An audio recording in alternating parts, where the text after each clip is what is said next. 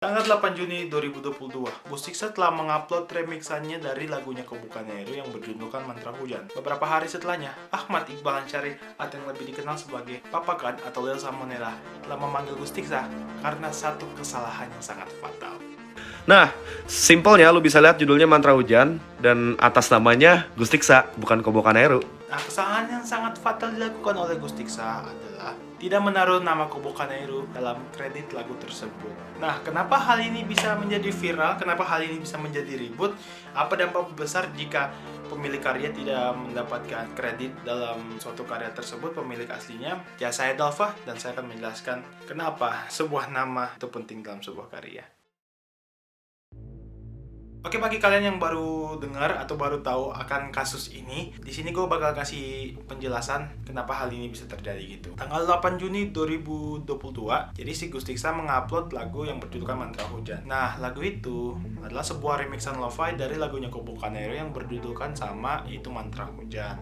Nah, untuk orang yang nggak tahu musik atau bukan para musisi ya, yang nganggapnya biasa-biasa aja gitu. Kayak, oh ya udah ini lagu bagus, lagu jadiin lo-fi, vibes-nya anteng. Tapi untuk para musisi, hal yang dilakukan di Gustiksa ini gak bisa diterima banget. Dan orang yang paling depan, yang paling besar menyuarakan ketidakterimaan itu bukan lain dari si Lil Salmonella atau Papa Kan. Gak pernah nganggep orang ini serius. Gue anggap orang ini meme doang, karena emang yang dilakuinnya lawak banget coy. Dan orang ini baru aja ngerilis lagu judulnya Mantra Hujan, yang ternyata adalah sebuah remix dari lagu Kobo yang juga berjudul Mantra Hujan. Tapi ternyata... Nah, simpelnya lu bisa lihat judulnya Mantra Hujan dan atas namanya Gustiksa, bukan Kobukanero. Karena setahu gua, walaupun misalkan gua nge-remix lagu orang, pasti ada nama remixer asli. Maksudnya nama produser aslinya gitu loh. Nama yang punya lagu aslinya. Walaupun gue yang remix gitu loh. Nah, gambaran besar yang gue dapetin dari videonya Papa Kan tuh ada dua. Yang pertama, si Gustiksa ini mengupload remixannya ke digital streaming platform atau disingkat sebagai DSP. Dan yang kedua, Gustiksa sama sekali tidak menaruh namanya Kobukanero, penulis lagunya ataupun tim manajemennya. Nggak tahu sih tim manajemennya harus ditulis, tapi yang penting Kobukanero nggak dapet namanya di situ, nggak ditulis sama sekali. Nah, maksud dari dua hal ini tuh apa sih? Kenapa hal ini sangat fatal? Karena yang pertama, mengupload lagu di DSP atau digital streaming platform, yang berarti ketika lo dapat play, lo dapat penghasilan, walaupun entah sekian kecil banget keuntungan yang lo ambil sekali play, tapi tetap lu yang dapat penghasilan. Dan yang kedua ini berkaitan banget. Kenapa? Karena si Kobukanero kan yang punya lagu aslinya, sedangkan si Gustiksa cuma nge-remix doang. Nah, ini jadi permasalahan di sini. Si Kobukanero gak ditulis namanya. Seakan-akan kayak dibilang si Gustiksa yang punya lagu aslinya gitu. Jadi bisa dibilang bahwa Gustiksa secara teknis mencuri. Yap, seperti begitu. Tapi kan bang, kalau misalnya karena Gustiksa kan lagu Kobukanero itu terkenal kan karena si Gustiksa yang ngeviralin gitu.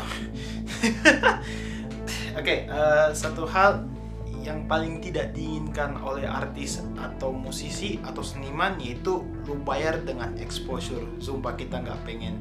Dan dua hal ini tuh bukan cuma soal ketenaran dan keuangan gitu, profit gitu. Karena hal ini juga kembali dan terkait kepada kepemilikan karya dan hak cipta.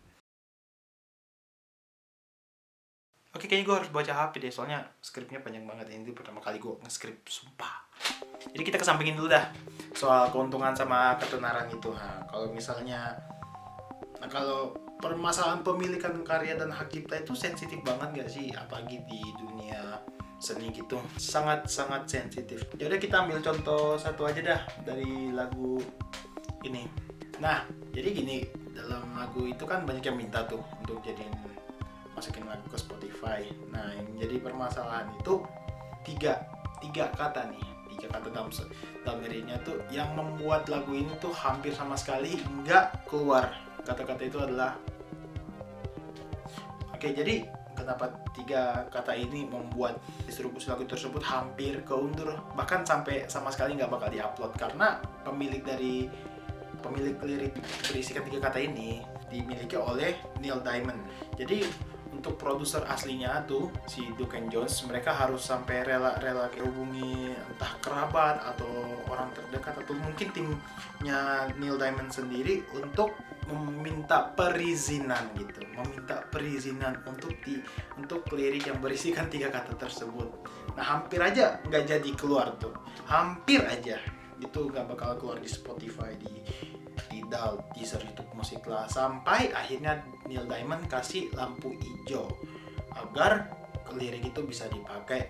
Nah ini kan lagu viral di TikTok ya, karena meme gitu. Nah akhirnya orang-orang pada minta untuk jadiin lagu asli gitu. Nah untuk lirik yang berisikan 3 kata itu aja udah susah banget gitu untuk meminta perizinannya. Nah apalagi untuk satu lagu yang komposisinya cuma diubah doang jadi lo-fi gitu, nggak ubah isi lagunya, struktur lagunya paling sama gitu kan, gitu.